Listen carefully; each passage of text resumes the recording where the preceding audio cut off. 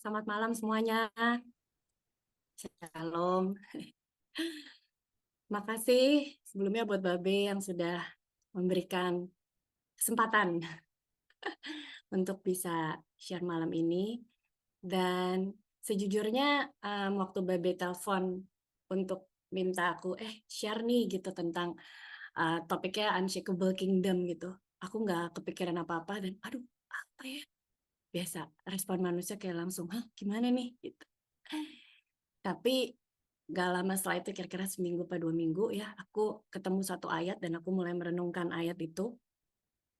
Dan di tengah-tengah aku merenungkan ayat itu, Tuhan mengingatkan aku untuk share satu testimoni yang terjadi tahun lalu. Dan aku juga kayak, iya ya ada cerita itu ya. Dan cerita itu belum pernah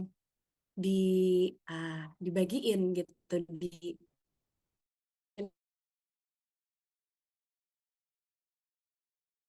Babe sendiri, keluarga juga tahu karena keluargaku sama keluarga Babe juga udah seperti keluarga. Seperti keluarga. Gitu. Oke, ini internet aku aman ya, soalnya barusan muncul internetnya unstable. Tapi untungnya kasih Tuhan stable ya. Internet unstable nih kayaknya tadi. Tapi puji Tuhan, kasihnya Tuhan selalu stabil ya buat setiap kita. Oke, tadi. Oke, ini tadi sempat putus. Oke, kasih tahu aja kalau mungkin ada part-part yang tadi keputus, jadi aku mungkin bisa ngulang gitu ya. Oke, aku akan langsung share aja. Aku akan share slide. Oke, jadi hari ini aku akan cerita, sharing, berbagi kebenaran firman Tuhan, dan aku kasih nama judulnya Firm Foundation, gitu ya.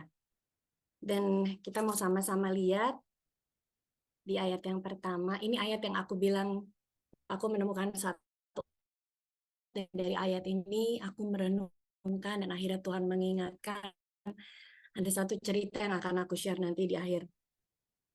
Kita membaca ya Ibrani 6 ayat yang ke-19. Ini versi TB-nya. Pengharapan itu adalah sauh yang kuat dan aman bagi jiwa kita yang telah dilabuhkan sampai ke belakang tabir. Kita mau baca juga terjemahan yang lain karena aku terbiasa membaca dari beberapa terjemahan dan itu adalah salah satu hal yang selalu diingatkan juga sama Pak David, sama Babe, untuk pada saat kita membaca satu ayat, kita juga membaca referensi dari terjemahan yang lain supaya kita bisa menangkap lebih banyak lagi sebenarnya apa yang lagi mau coba disampaikan oleh ayat-ayat ini. Kita akan lihat di Ibrani 16 ayat yang ke-9 tapi versi easy. Ini dia. Di sini dibilang we can be completely sure about those good things. Good things-nya aku kasih kapital karena itu cukup sangat-sangat bicara. Dan kayak wow, completely sure about those good things. Dengan jelas dan dengan tajam. Dibilang jelas banget. We can be completely sure about those good things that we hope to receive. Dibilang di sini that keeps thoughts strong. Because we know that our life is safe with God. It is like an anchor that keeps a ship safe. Oke, kita pelan-pelan ya, karena aku terbiasa kalau baca ayat pelan-pelan dan menikmati satu kata demi satu kata. Aku harap semua kita juga bisa bacanya pelan-pelan, nggak terlalu buru-buru, supaya kita dapat membiarkan Roh Kudus menerjemahkan setiap katanya untuk kita secara pribadi. Lalu kita mau lihat lagi Ibrani 16 ayat ke-9 ini di versinya TPT. Kita mau lihat. Di sini dibilang gini, we have this certain hope. Like a strong, unbreakable anchor, holding our souls to God Himself. Our anchor of hope is fastened to the mercy seat in the heavenly realm beyond the sacred threshold. Jadi kalau aku balikin lagi sedikit, satu halaman di belakang, Tadi versi easy dibilang completely sure. Kita dapat dengan yakin sepenuhnya tentang apa? Tentang hal-hal yang baik. Dibilang bukan good thing, tetapi plural. Good things, berarti banyak hal-hal baik. We can be completely sure about those good things that we hope to receive. Yang kita harapkan untuk kita terima. Dan di versi TPT-nya, we have this certain hope, like a strong, unbreakable anchor, holding our soul to God Himself. Our anchor of hope is fastened to the mercy seat in the heavenly realm beyond the sacred threshold. Aku akan biarkan ini ada di layar supaya sambil aku share kita bisa sama-sama tetap lihat ayat ini gitu. Waktu aku lagi merenungkan Ibrani 6 ayat 19 ini, aku coba karena ada kata jangkar kan. Kalau tadi terjemahan barunya dibilang pengharapan itu adalah sauh yang kuat. Sauh sama dengan jangkar. Sauh yang kuat dan aman bagi jiwa kita. Jadi waktu lagi merenungkan Ibrani ini, aku coba cari jangkar itu tuh manfaatnya buat apa sih gitu ya. Ya, secara sederhana mungkin kita tahu oh jangkar itu yang biasanya ada di kapal. Kalau kapal mau berlabuh, itu dia biasanya akan turunin jangkarnya supaya dia nggak goyang. Tapi aku penasaran lalu aku cari apa sebenarnya manfaat dari jangkar. Dan aku menemukan ini.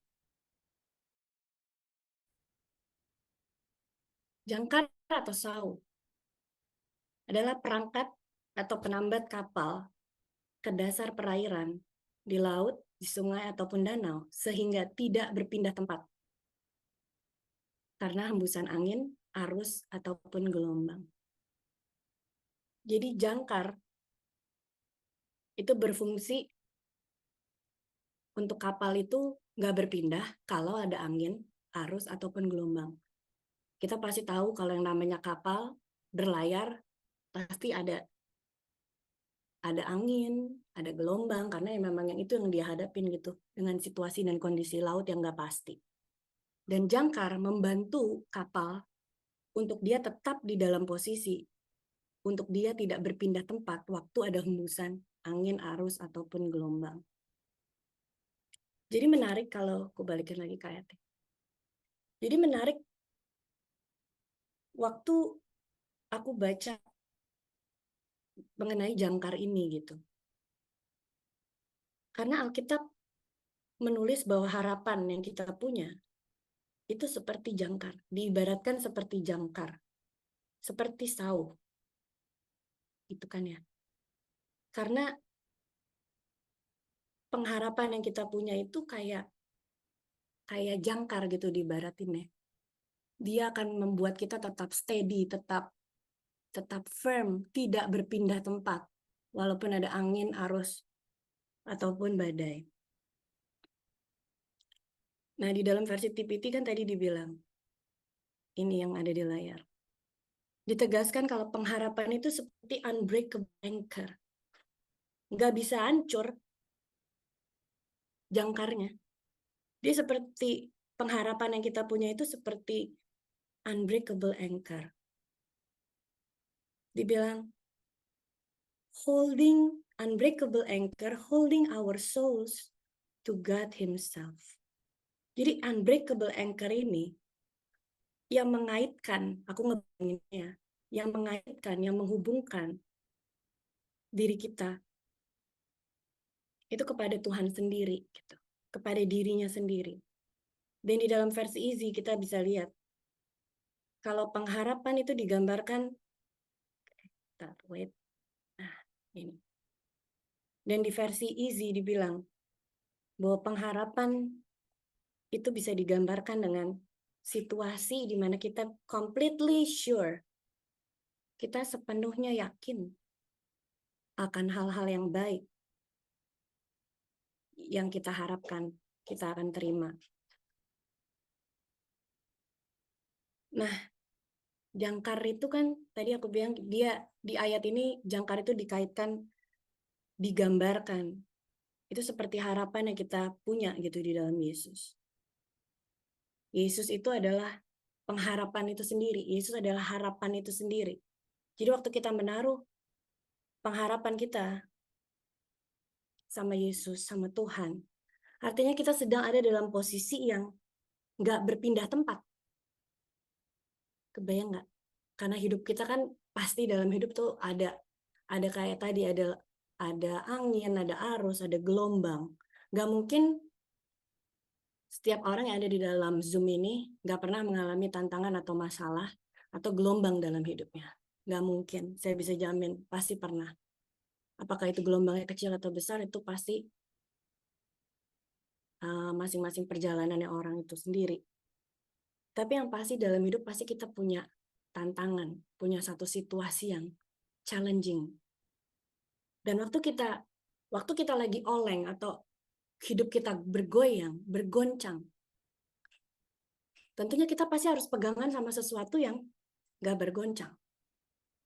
Dan ayat ini menguatkan dan mengingatkan aku lagi gitu, bahwa pada saat aku anchor, menjangkarkan kehidupan aku sama Tuhan, artinya aku sedang ada dalam posisi yang tidak bisa berpindah tempat untuk melihat sesuatu yang baik dan mengalami sesuatu yang baik. Karena begitu kita keluar dari, atau kita nggak anchor, kita nggak membuat Yesus itu menjadi jangkar kita, kita bisa oleng kemana-mana dan kita bisa nggak ada dalam posisi untuk menerima sesuatu yang baik. Kenapa? Karena di luar Kristus nggak ada hal-hal yang baik. Mungkin kelihatannya baik, tapi cuma Yesus yang bisa memastikan. Bahkan di tengah situasi yang buruk, di tengah situasi yang chaos sekalipun, dia bisa mendatangkan kebaikan dari semuanya itu. Kita mau lihat lagi ya, lanjut. Yes. Di 2 Korintus 1 ayat yang ke-7. Kita baca sama-sama ya. Di TPT, dibilang, now our hope for you is unshakable. Because we know that just as you share in our suffering, you will also share in God's comforting strength. Menariknya, waktu aku buka versi Amplified, bagus banget nih ayatnya. Kayak, aduh, rasanya pengen ikut print dan tempel gitu ya. Karena di versi Amplified dibilang gini, and our hope for you, dalam tanda kurung, our confident expectation of good for you, dibilang is firmly grounded, dalam tanda kurung, assured and unshaken. Since we know that just as you share as partners in our sufferings, so also you share as partners in our comfort. Jadi hope dari ayat ini, aku melihat kayak, oh, jadi hope itu bukan satu harapan yang apa ya?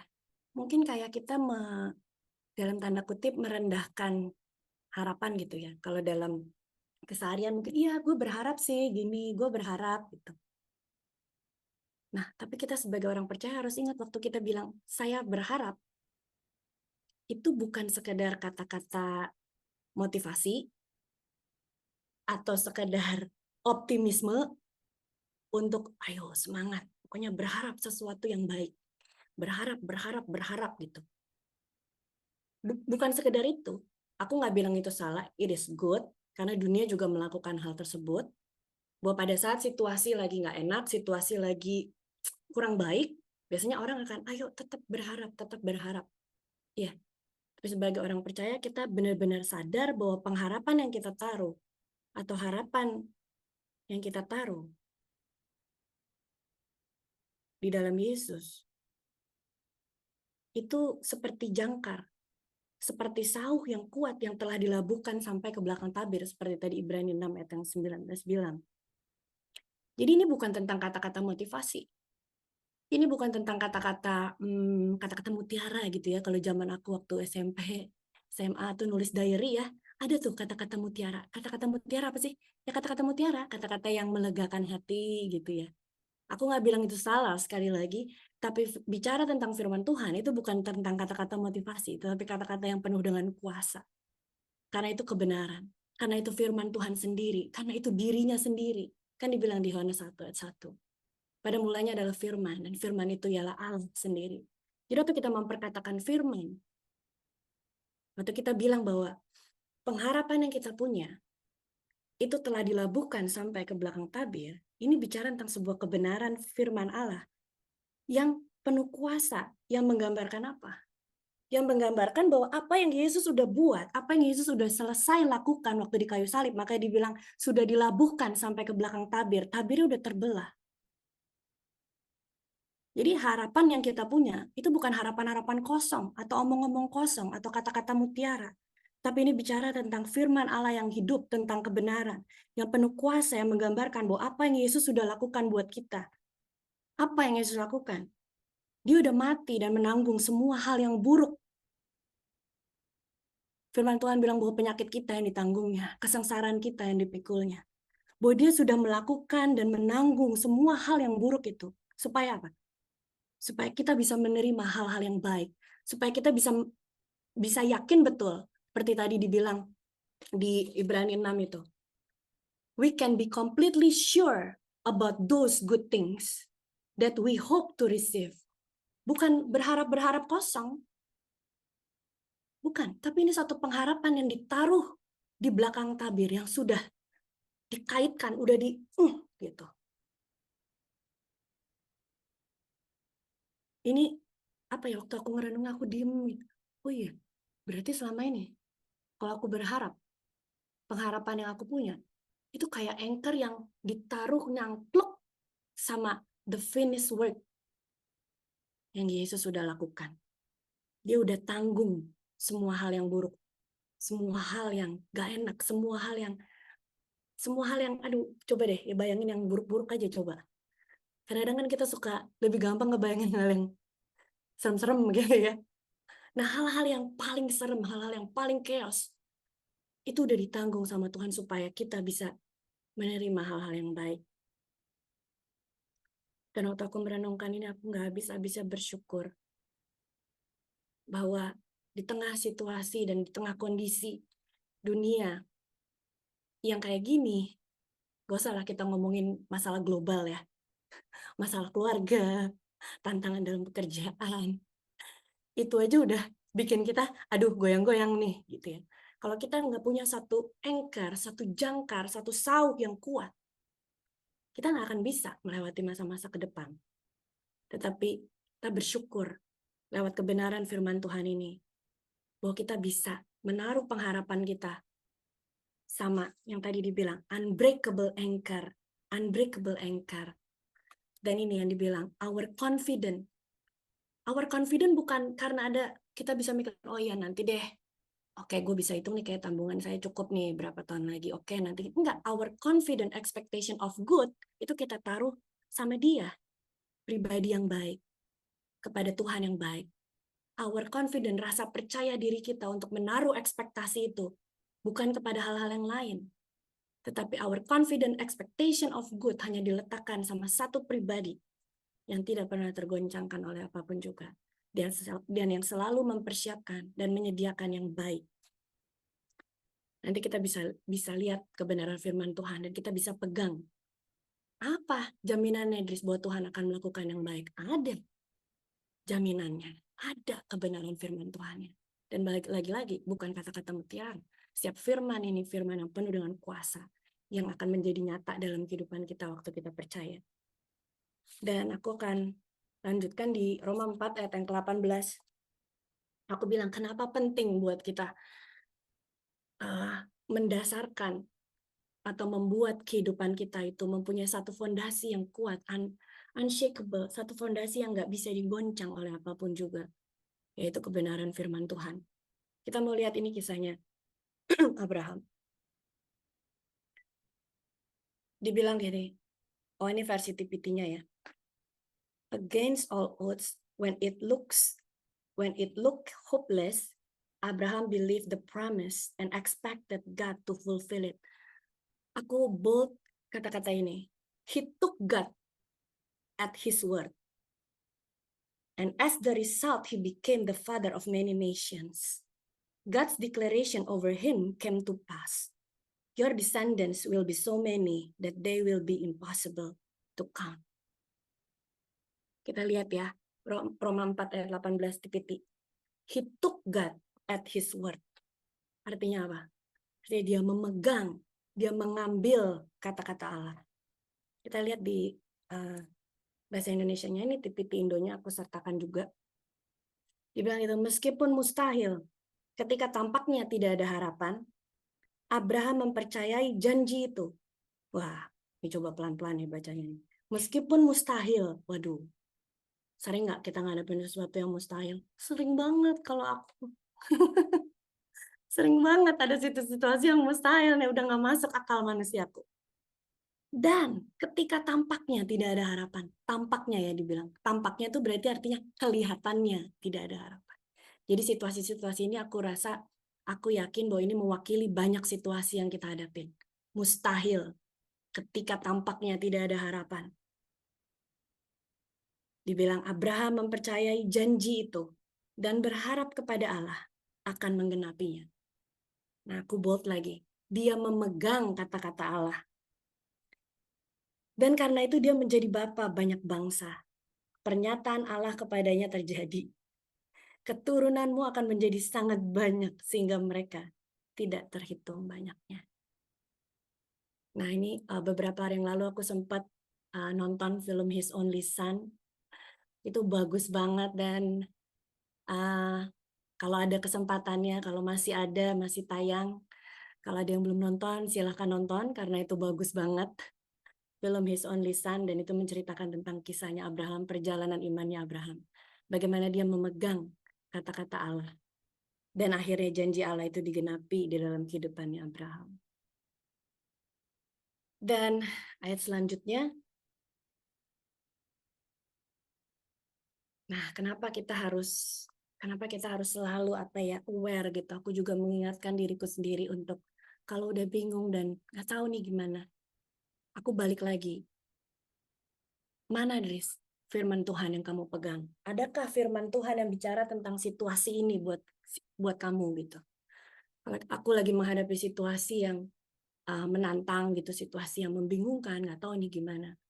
Aku selalu balik lagi dan tanya, firman Tuhan untuk situasi ini apa ya? Bahkan kalau misalnya aku ngerasa, aduh ini kayak udah mentok segala macam. Oh iya, firman Tuhannya ada yang bilang, I am the way, the truth, and the life. Jadi untuk situasi-situasi yang udah kelihatannya yang ya tadi mustahil, kelihatannya nggak ada harapan, kita harus ambil firman Tuhan. Kita harus ambil kebenaran firman Tuhan dan berpegang dan berdiri di atas kebenaran firman Tuhan itu. Kenapa harus berdiri dia di atas kebenaran firman Tuhan, bukan di hal-hal yang lain? Karena Yesaya 55 ayat yang ke-11 bilang begini. Demikianlah firmanku, aku baca dalam bahasa Indonesianya, versi TB-nya. Demikianlah firmanku yang keluar dari mulutku. Ia tidak akan kembali kepadaku dengan sia-sia. Tetapi ia akan melaksanakan apa yang kukehendaki dan akan berhasil dalam apa yang kusuruhkan kepadanya. Dibilang, it is the same when I give my word to people. Jadi jangan pernah abai, jangan menganggap, oh ya ini udah firman udah aku dengar lah, ya udah tahu kok gitu. Tapi biarkan firman itu, perkataan Tuhan itu melayani kita dan memberitahu pesan atau rema buat kita. Jadi baca firman jangan saat oh iya apalagi, wah ini kok udah tahu kok, iya udah tahu gitu. Bukan masalah udah tahu ini, tetapi bagaimana Roh Kudus menyingkapkan supaya itu jadi kekuatan buat kita. Itu kita butuh Roh Kudus. Kita nggak bisa mengerti firman dengan kekuatan kita sendiri. Kita nggak bisa mengalami firman dengan kekuatan kita sendiri. Kita butuh Roh Kudus untuk menerjemahkan kepada kita apa yang sebenarnya artinya. Dan untuk itu firman menjadi hidup nyata di dalam kehidupan kita. kita harus terus bersama dengan Tuhan, bersama dengan Roh Kudus untuk membiarkan Roh Kudus itu menyingkapkan, unveil, memberi understanding untuk kita. Ini Yesaya 55 ayat yang ke-11. Dan aku akan melanjutkan sharing aku tentang ada satu testimoni yang terjadi di keluargaku sekitar 1 tahun yang lalu ya. Dan ini adalah kali yang pertama kita share tentang hal ini. Sebelumnya aku udah minta, sebenarnya tadi aku pikir aku bisa share sama adik ipar aku karena dia yang mengalami dan aku kita keluarga yang mendampingi dia untuk ngelewatin waktu itu pada masa-masa itu. Jadi aku akan share bagaimana firman Tuhan itu, bagaimana tadi yang kita udah baca itu, bagaimana firman Tuhan yang kita pegang itu bisa menjadi nyata. Dan seperti yang Yesaya 55 ayat yang ke-11 tadi itu bilang, bahwa setiap firman yang keluar dari mulut Allah itu tidak akan pernah kembali dengan sia-sia, karena firman itu akan melaksanakan apa yang Tuhan kehendaki dan akan berhasil dalam apa yang Tuhan suruh kepadanya. Jadi kalau nanti mau ada yang mau baca lagi ayat-ayat, nanti aku bisa kasih dan titip ke admin, ke Victo, untuk teman-teman bisa merenungkan ayat-ayat yang tadi. Jadi kejadiannya itu sekitar tahun lalu, sekitar bulan April, sekitar akhir bulan April, ya adik ipar aku tuh dinyatakan hamil sama dokter. Dan tentu satu keluarga semua senang karena berita ini adalah berita sukacita dan kehamilannya itu kembar. Jadi adik aku punya istri ini. Nah, dia hamil kembar dan tentu ini membuat satu keluarga kita semua senang banget karena ini adalah cucu pertama buat mamaku. Ini cucu pertama dan tentunya ini keponakan pertama gitu buat aku. Jadi begitu tahu berita ini kita semua happy banget. Dan karena kita pikir wah sekalinya dikasih kita dapat kembar gitu dan wah senang banget. Dan itu sekitar bulan akhir April akhir April tahun lalu. Dan di bulan Mei tanggal 19 Mei itu adik ipar aku ini ulang tahun. Adik ipar aku ini namanya Helena. Nggak tahu dia apakah join Zoom atau enggak karena tadi dia belum pulang kantor. Adik iparku ini ulang tahun dan waktu itu kita sempat makan di salah satu mall dan saat itu juga pas ada Pak David juga, ada Babe juga di situ. Terus Babe bilang, karena dimanapun, kapanpun Babe itu pasti akan kepengen doain kita. Jadi tenang aja, kalau kita ketemu Babe pasti dia akan bilang, saya mau doain gitu ya. Jadi nggak usah diminta, pasti Babe akan doain. Lalu dia doain buat Helena dan adik aku, Babe doain. Saat itu aku dengar doanya gitu ya. Oke, ini ternyata Helena ada di balik layar. Oke, silakan. Halo. Oke, aku sempat dengar doanya karena itu direkam. Lalu Babe sempat bilang, saya seperti mendengar musik. Apa ada yang bermain musik? Terus kita bilang, ya tentu saja karena Caca main gitar dan Helena juga main keyboard gitu. Yang Babe juga nggak tahu, nggak ngeh gitu. Terus dia bilang, saya dengar kamu nyanyi. Gitu kata ya Babe ke Helena. Terus oh ya paling nyanyi di kamar mandi sih gitu kan karena dia bukan penyanyi. Terus udah Babe doain gitu. Lalu di malam harinya Babe itu WA ke adik aku. Adik aku tuh namanya dipanggilnya Caca gitu ya. Jadi jangan bingung kalau oh namanya kok lucu banget kayak cewek. Jadi yang cewek yang mana gitu ya. namanya tuh Duiza, tapi panggilannya itu Caca kita di rumah. Jadi adikku namanya Caca dan istrinya namanya Helena. Jadi Babe WA, dan aduh aku deg-degan nih karena waktu aku mempersiapkan ini dan aku trace back ke belakang dan melihat bagaimana jejak-jejak kebaikannya Tuhan itu dinyatakan, aku kayak gini ya bagaimana Tuhan sebagai sutradara yang ajaib gitu ya. Oke, sebentar aku akan share karena aku menyiapkan jejak-jejak kebaikan Tuhan itu.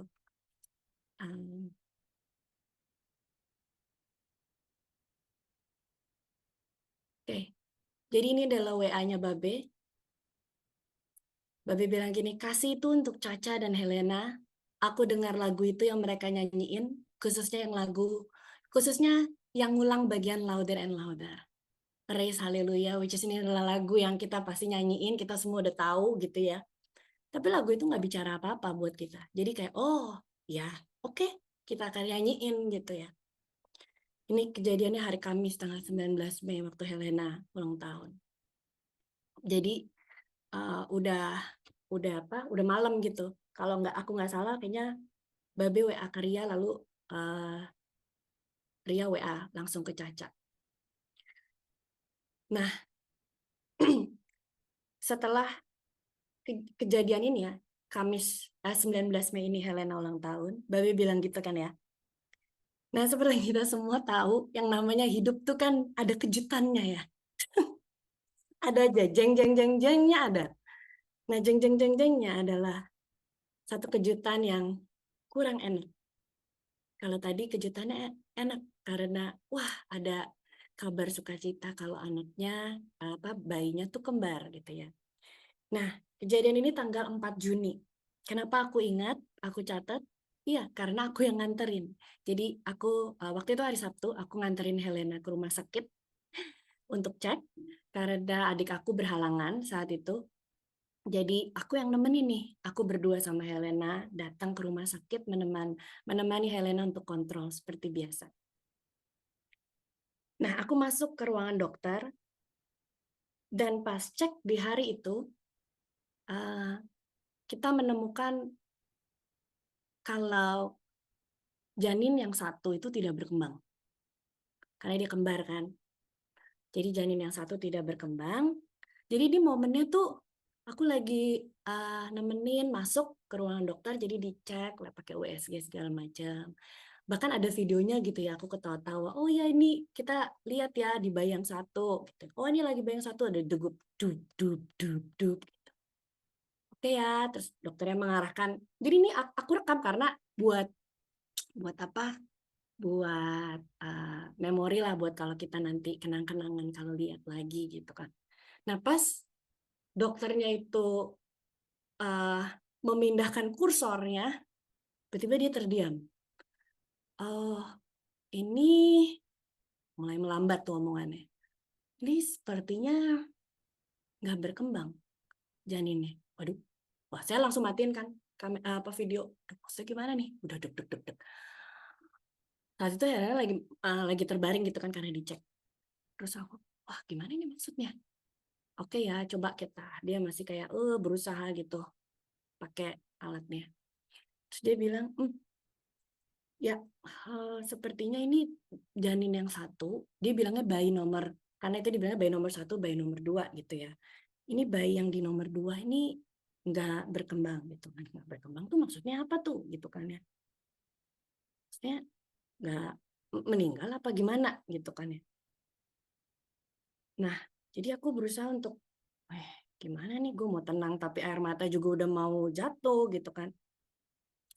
Intinya kita tahu kalau ternyata janin ini tidak berkembang dan dokter menyarankan untuk hari Senin kembali lagi menemui dokter yang lain untuk second opinion. Untuk ketemu sama dokter yang biasa menangani kehamilan dengan resiko untuk memastikan kondisi janin dan tindakan apa yang harus dilakukan gitu. Jadi hari Senin diminta untuk balik lagi.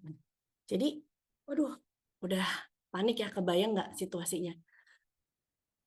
Kita bingung mau ngasih tahu adikku ada di rumah sama mamaku juga di rumah gitu. Akhirnya kita kasih tahu lewat telepon bahwa kita terima kabar yang kurang enak ini. Aku juga sempat saat itu masih di ruangan, aku sempat WA ke Ria. Aku bilang, Ri, aku lagi di rumah sakit nih, bla bla bla bla bla. Bisa tolong kasih tahu Babe juga nggak sih untuk doain, bla bla bla bla. Dan aku juga sempat WA salah satu pastor aku juga gitu di gereja ya. Dan aku ada catat di sini. Jadi ini USG memperlihatkan salah satu janin tidak berkembang. Jadi kalau dilihat di situ ada 2 kantong, yang satu terlihat ada yang nggak sama bentuknya. Dan aku WA ke pastor aku, kenapa aku taruh di sini, karena itu nanti ada kaitannya sama cerita selanjutnya. Jadi aku bilang kalau di other baby ini nggak ada detak jantungnya, dan dia udah dibilang uh, tidak berkembang, atau itu bahasa halus ya sebenarnya meninggal gitu kan. Dan waktu itu kita bilang, waduh kita gimana nih gitu. Ya udah deh, Helena minta untuk ke rumah ibunya, terus saya telepon adik saya, lalu ya udah kita ketemuan semua di sana, karena udah bingung juga gitu, ya udah kita ngikutin aja Helena gimana gitu. Dan waktu sampai rumahnya Helena, adik aku belum datang gitu, jadi Helena ketemu mamanya, dia udah langsung nangis dan segala macam. Terus nggak lama adik aku juga datang, dan karena udah bingung kita, ya udah kayak gimana nih ya gitu, udah kita bilang udah mending kita sekarang kita doa aja lah, kita doa terus kita worship aja gitu kan. Dan aku deg-degan karena waktu pas buka, wah ternyata lagu yang dinyanyikan adalah lagu yang Om David atau Babe itu bilang. Jadi ini kejadian Sabtu 4 Juni, dan di momen itu waktu kita nyampe rumah Helena dan kita memutuskan untuk berdoa dan nyanyi lagu yang kita pilih, aku keinget kita nyanyi ini aja, Resa Haleluya. Udahlah, tiba-tiba di tengah kondisi panik itu inget ya Resa Haleluya. Dan ini cuplikan waktu kita nyanyiin di sana.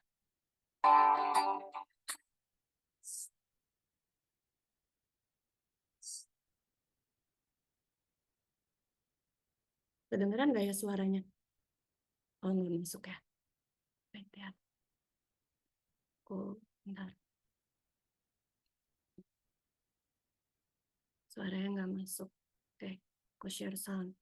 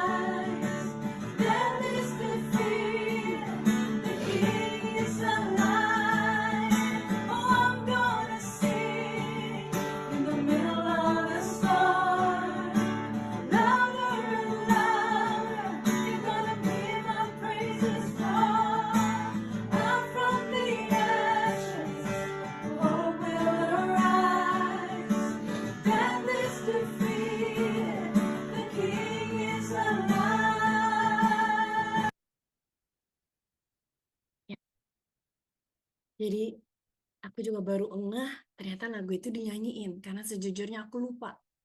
Jadi waktu aku nyari, waktu itu kita nyanyi video itu ada gitu. Tapi pas aku putar, ternyata lagunya lagu yang waktu itu di tanggal 19 Mei Babe WA. Lagu bahwa Babe mendengar ada mereka nyanyiin lagu Resa Haleluya.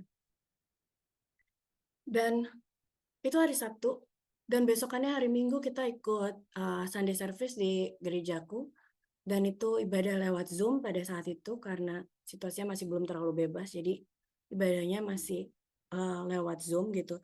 Nah, di gerejaku itu masuk tahun 2022 itu membahas kitab Yohanes gitu, jadi ada series gitu. Jadi setiap minggu kita akan membahas beberapa pasal atau beberapa ayat dari Yohanes. Nah, waktu hari Minggu itu tanggal berapa itu? Tanggal 5. Tanggal 5 Juni itu, dilala, apa sih bahasanya tuh? Kok ya pas yang dibahas itu Yohanes 4 ayat 46 sampai 54. Apa tuh? Yohanes 4 ayat 46 sampai 54. Perikopnya tuh judulnya Yesus menyembuhkan anak pegawai istana. Tapi ya kita nggak ngeh pada saat itu, kita kayak oh ya udah kita masuk aja, join ibadah, ya udah gitu aja. Tapi sepanjang khotbah juga pikiran kita kayak ya antara leng-lengan aja gitu. Tapi memang gimana ya? Ya memang itu Roh Kudus itu nggak pernah salah gitu. Nggak pernah ada yang kebetulan. Apakah ayatnya, apakah lagunya, nggak pernah ada yang kebetulan.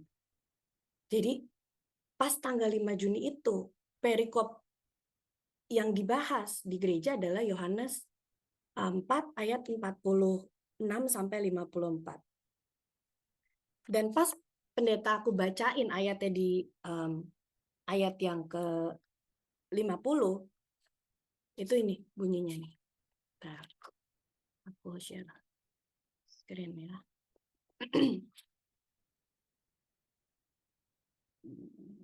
Ini ibadah minggu waktu tanggal 5 Juni. Yohanes 4 ayat 50 sampai 51.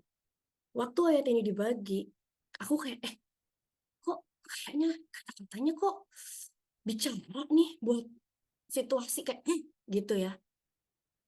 Dibilang gini, Jesus said to him. Ini ceritanya Yesus yang tadi dengan perikop tadi, Yesus menyembuhkan anak pegawai istana. Dibilang gini, Yohanes 4 ayat 50 sampai 51. Jesus said to him, "Go, your son lives." The man believed what Jesus said to him and started home. Dia pulang. And he was already going down the road. His servants met him and reported that his son was living and was healthy. Nah, pada saat ayat ini dibacain, kayak dalam hati saya, kok was living and healthy ya? Gitu. Jadi kayak, pokoknya ada sesuatu gitu dalam hati saya gitu ya. Terus pas selesai ibadah, si pendetaku bilang gini, dia WA, "I'm so glad you guys were on the Zoom service this morning. That message really was arranged by the Holy Spirit for you guys. I'm standing with you. Keep me posted. I'm praying." Jadi kita juga amazed bagaimana Roh Kudus mengarrange itu semua, bisa tiba-tiba kok pas banget tentang cerita ini. His son was living and was healthy. Nah, itu kejadian hari Minggu ya. Itu kejadian hari Minggu. Nah, hari Senin kita masih balik lagi kan ke dokter. Terus balik lagi ke dokter, dan aku, mamaku, sama adikku, istrinya juga, kita semua nganterin ke sana untuk ketemu sama dokter yang biasa, yang aku bilang tadi, yang biasa menangani kehamilan dengan resiko. Lalu hasilnya adalah memang betul janin yang satu itu sudah tidak ada detak jantungnya lagi, jadi dia udah meninggal. Dan dokter itu bilang 3 minggu ke depan adalah critical moment. Karena ini adalah kehamilan kembar, jadi ada beberapa resiko dan kemungkinan yang bisa terjadi. Dan kemungkinan itu nggak enak. Jadi kita juga, oke. Jadi ada beberapa hal, kemungkinan walaupun tetap ada kemungkinan dia hidup. Tetapi apa yang kita dengar, report yang kita dengar adalah kemungkinan yang kurang enak. Dan menghadapi critical moment selama 3 minggu ke depan waktu itu, kita terus pegang ayat Yohanes 4 itu, yang dibilang his son was living and healthy. Jadi setiap kali kita berdoa, kita bilang, kita perkatakan, dan pada saat itu belum tahu. Dan lucunya saat itu kita belum tahu jenis kelaminnya. Jadi kita cuma bilang, bayi ini yang ada di dalam perutnya Helena adalah bayi yang akan hidup dan sehat. Bayi ini akan living and healthy. Living and healthy. Jadi kita nggak tahu jenis kelaminnya pada saat itu. Dan itu bulan Juni ya, itu bulan Juni, dan itu terus kita pegang sampai itu lewat critical moment itu. Setelah 3 minggu lewat, dan Helena meneruskan kehamilannya gitu ya. Dan yang namanya juga deg-degan ya, karena udah dimulai dengan cerita bisa terjadi tuh kayak gitu. Jadi secara manusia kita juga deg-degan, aduh ini bayi beneran lahir apa enggak ya? Apakah dia beneran sehat apa enggak ya? Tapi kita terus pegang ayat itu. Kita terus pegang, kita perkatakan Yohanes 4 ayat yang ke-50. Jadi setiap malam kita berdoa, kita satu keluarga sepakat gitu untuk memperkatakan janji Tuhan bahwa bayi yang ada di dalam kandungannya adalah bayi yang akan lahir dengan hidup dan sehat gitu. Dan aku akan share beberapa slide. Dan di hari Rabu tanggal 7 Desember 2022, bayi ini lahir dengan selamat dan sehat. Dan kita benar-benar bersyukur untuk kebaikan Tuhan yang Tuhan kerjakan di tengah-tengah keluarga kita, dan bagaimana Tuhan menunjukkan lagi kebaikannya. Tuhan menunjukkan lagi kesetiaannya buat adik aku dan adik iparku gitu. Bahwa janji Tuhan itu bukan satu janji yang kosong.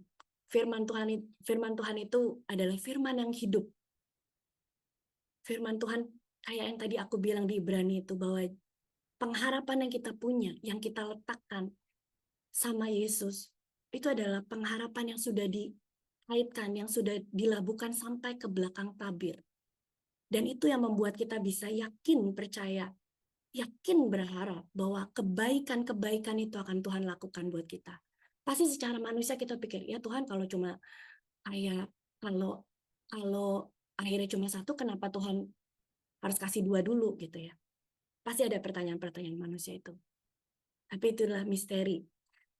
Kita percaya, bahkan kita keluarga sepakat bahwa Tuhan, kita melihat kebaikannya Tuhan.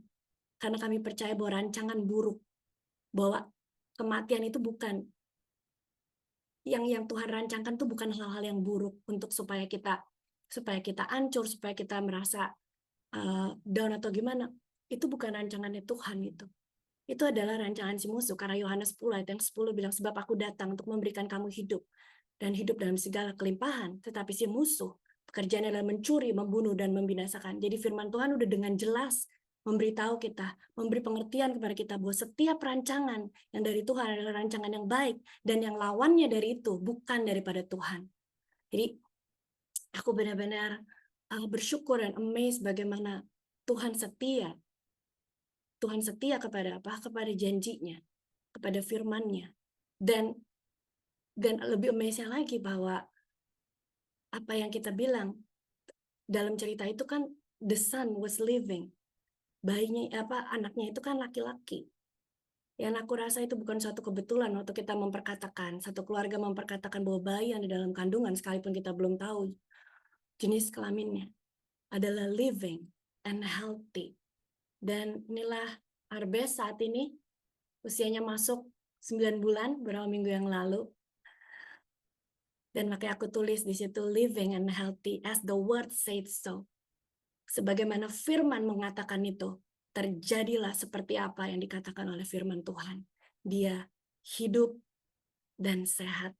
Dan inilah janji Tuhan yang akan kita terus pegang di keluarga kita, bahwa Arbes akan tumbuh dan akan tetap hidup dan akan sehat. Dan aku akan tutup dengan beberapa ayat. Dan aku percaya bahwa hari ini kita mendengar kebenaran firman Tuhan ini bukan suatu kebetulan. Aku nggak tahu apa yang sedang dihadapi oleh teman-teman semua, tapi Tuhan tahu. Dan inilah janji Tuhan buat kita semua malam ini. Dibilang, sebab aku ini mengetahui rancangan-rancangan apa yang ada padaku mengenai kamu. Demikianlah firman Tuhan, yaitu rancangan damai sejahtera dan bukan rancangan kecelakaan. Pegang ini untuk memberikan kepadamu hari depan yang penuh harapan. Dan ada satu ayat lagi sebelum aku tutup. Ini adalah satu ayat yang juga keluargaku pegang. pada saat kita melewati berbagai situasi di mana kita nggak ngerti rancangan Tuhan. Nggak apa-apa kita nggak ngerti. Tapi firman Tuhan dalam Roma 8 ayat yang 28, kalau versinya TB kan dibilang, sebab aku tahu sekarang. Ya, dulu nggak tahu soalnya. Dulu pas kejadian kan nggak ngerti. And it's okay. Tapi waktu kita terus berjalan bersama dengan Tuhan, dan kita memutuskan untuk terus percaya, seperti Abraham, sekalipun tidak ada dasar untuk berharap, sekalipun kelihatannya mustahil, dan sekalipun kelihatannya tidak ada harapan, tapi Abraham memutuskan untuk percaya kepada janji Tuhan. Maka at the end kita akan tahu, Roma 8 ayat yang ke-28, sebab aku tahu sekarang bahwa Tuhan bekerja di dalam segala sesuatu untuk mendatangkan kebaikan. Dan aku mau bacain versi TSI-nya. Sekarang kita boleh yakin bahwa bagi kita semua yang mengasihi Dia, bagus banget gila nih ayatnya, Allah selalu mengatur. Allah selalu mengatur semua hal yang kita alami dan hadapi, supaya hal-hal itu menghasilkan kebaikan. Karena kita adalah orang-orang yang sudah dipilihnya sesuai dengan rencananya. Aku percaya kita semua yang ada di dalam Zoom ini adalah orang-orang yang dipilih Tuhan, yang dipercayakan sebuah cerita dari Tuhan. Dan biarlah setiap cerita yang Tuhan titipkan sama kita akan kasih lihat sama orang-orang di luar sana, bahwa kita punya Tuhan yang dapat mengatur semua hal dan mendatangkan hal-hal yang baik di dalam kehidupan kita, sekalipun kita mengalami situasi-situasi yang mungkin menantang, situasi-situasi yang kita nggak ngerti. Tapi ternyata kebenarannya kita punya Tuhan yang dapat mendatangkan kebaikan di semua situasi yang lagi kita hadapin hari ini. Jadi itu doaku, supaya biar setiap firman yang kita dengar malam ini dimeteraikan oleh Roh Kudus.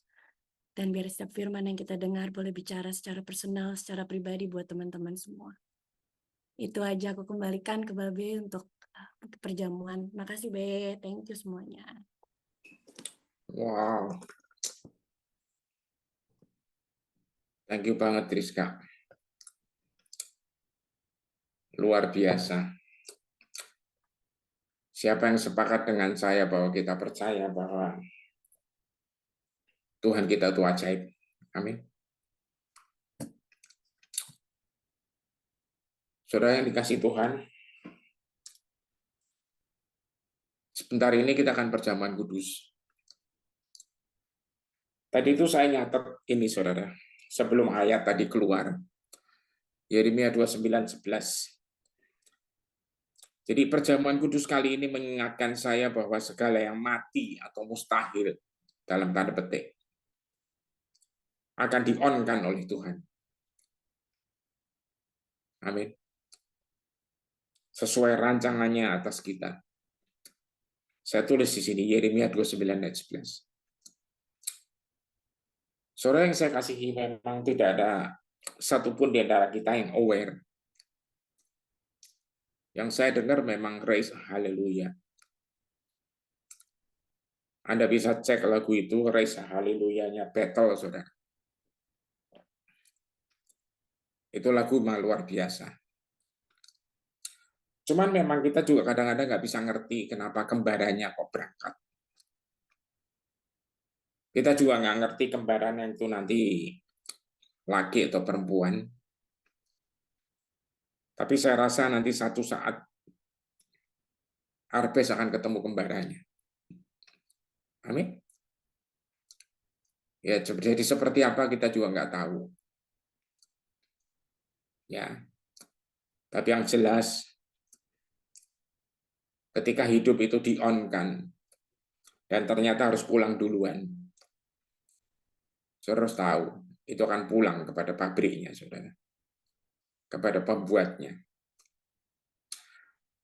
Nah, saudara yang saya kasih, persiapkan perjamuan kudus Anda. Ya, saya minta Anda siapkan roti atau crackers atau apapun juga, saudara. Dan anggur perjamuan atau air atau teh atau apapun juga. Saya cuma ingatkan satu hal, bahwa Tuhan Yesus melakukan ini bukan supaya dia populer, saudara. Nggak perlu. Dari sejak awal juga dia sudah populer. Amin. Dia melakukan ini supaya Anda dan saya yang didaulat sama iblis untuk mati, itu dihidupkan kembali. Amin. Saya berdoa supaya setiap kita bisa ngerti kebenaran ini dan mengimaninya dan melakukannya dan mengalaminya. Saudara yang saya kasih dalam Tuhan, setiap kita tuh punya pengalaman yang hari-hari ini rasanya kadang-kadang kenapa sih harus ngalamin seperti ini? Sahabat saya suka share sama saya, ada seorang hamba Tuhan senior yang menjadi papa rohaninya dia dan selalu ngajar, it must be so. Memang akan terjadi begitu. Tapi Roma 8:28-nya TSI tadi itu mengerikan, saudara. Mengerikan buat siapa? Buat iblis. Jadi iblis mau nekuk Anda dan saya kayak apapun, saudara. Ya, saya rasa setiap kita tuh mengalami hal-hal yang masing-masing kita nggak bisa cerita kadang-kadang. Segala hal yang rasanya kadang-kadang kita harus lakukan ini. Kenapa sih kok harus ngalamin ini lagi? Ya toh ya. Saudara, kadang-kadang perlakuan yang tidak pas, ya, yang sepertinya hak-hak kita diinjek-injek dan sebagainya. Ingat, pembela Anda dan saya itu adalah pencipta alam semesta. Amin. Mari kita angkat tubuh Kristus. Dan saya ajak Anda untuk melihat 1 Korintus 11 ayat 23. Sebab apa yang telah kuteruskan kepadamu, ini kata Paulus, telah aku terima dari Tuhan, yaitu bahwa Tuhan Yesus pada malam waktu ia diserahkan, ia mengambil roti. Dan setelah itu ia mengucap syukur atasnya. Ia memecah-mecahkannya dan berkata, inilah tubuhku yang diserahkan bagi kamu. Perbuatlah ini menjadi peringatan akan aku. Saudara, kenapa sih Tuhan Yesus sampai harus melakukan sesuatu yang untuk kita peringati? Supaya setiap Anda dan saya tahu tubuhnya dia dipecah-pecah, dihajar habis. Saya tidak mau mendramatisir, saudara. Anda bisa lihat filmnya sendiri. Tapi saya cuma mau ngajak Anda merenungkan. Itu semua dilakukan demi Anda dan saya. Buat yang sakit, saya mau bilang oleh bilurnya, kita sembuh. Buat yang sedang mengalami apapun juga, saya mau katakan, peringatan ini sekaligus mengingatkan kita bahwa semua yang namanya kebinasaan itu sudah diselesaikan Tuhan, lunas, dibayar. Dan diganti dengan apa? Pemulihan dan kebangkitan sempurna. Amin. Apa sih yang saya bilang kebangkitan? Kita belum bicara kebangkitan tubuh untuk saat ini, saudara. Tapi kita bicara tentang segala kebangkitan. Kebangkitan semangat, kebangkitan semua yang akan membuat Anda dan saya melihat. Yeremia 29 ayat 11 tadi. Bahwa rancangan yang ada pada dia mengenai kita, itulah rancangan damai sejahtera dan bukan rancangan kecelakaan. Sekali lagi, musuh boleh gulung, boleh tekuk, boleh jungkir balik. Tapi Tuhan tetap ada di atasnya. Amin. Mari, sore yang saya kasih dalam Tuhan, kita akan makan bersama tubuh Kristus ini. Oke, percaya oleh bilur Kristus semuanya sembuh. Sebut Anda, aku sembuh. Kami percaya Tuhan, peringatan ini bukan sembarangan, tapi kebenaran. Di dalam nama Kristus, kita akan makan tubuh Kristus. Haleluya.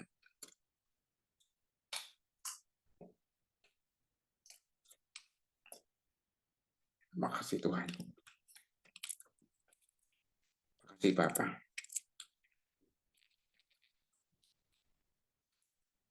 Saudara, 25, 1 Korintus berkata, demikian juga ia mengambil cawan, sudah makan lalu berkata, cawan ini adalah perjanjian baru yang dimeteraikan oleh darahku. Perbuatlah ini setiap kali kamu meminumnya, menjadi peringatan akan aku. Saudara, kita percaya sebuah kebenaran bahwa ini adalah darah Kristus yang tercurah bagi kita.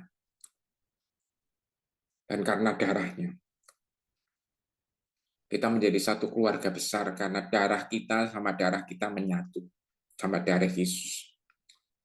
DNA-nya sempurna. Genetika dari Kristus itu masuk di dalam kita. Amin. Di dalam nama Kristus kita akan minum darah Kristus ini bersama-sama. Mari kita minum di dalam nama Kristus. Kita minum darah Kristus, saudara. Haleluya.